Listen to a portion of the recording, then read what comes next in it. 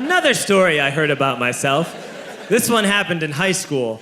We had this teacher in high school whose kid went to our high school. His name was Mr. McNamara, and his son Jake McNamara went to our high school. He was a sophomore when I was a senior, so he was 2 years behind me. And Mr. McNamara was an asshole. And one weekend, he and his wife decided to leave town, which you should never do if you're an asshole. And Jake McNamara decided to throw a party at the teacher's house. Hooray! And everyone around town heard about it, and we all got up individually and thought, okay, let's go over there and destroy the place. I walked into this party, everyone I had ever met was there, and everyone was drinking like it was the end of the world.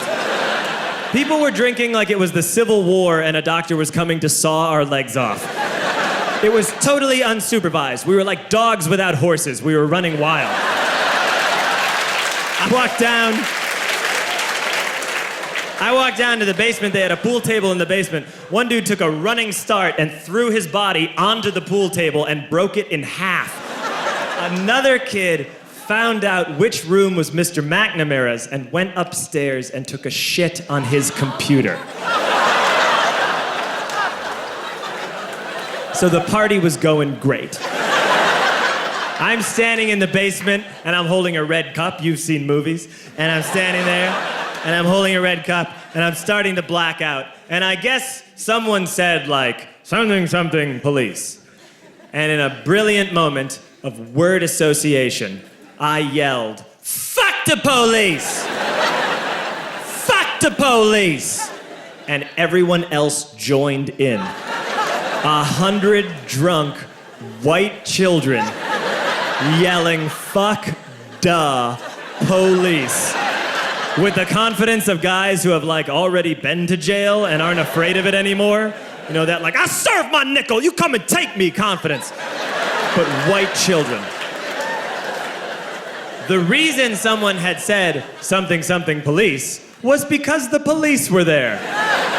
So a Chicago police officer walked down the stairs and got to the bottom in the basement and looked out over a sea of drunk toddlers yelling, fuck the police, in his face.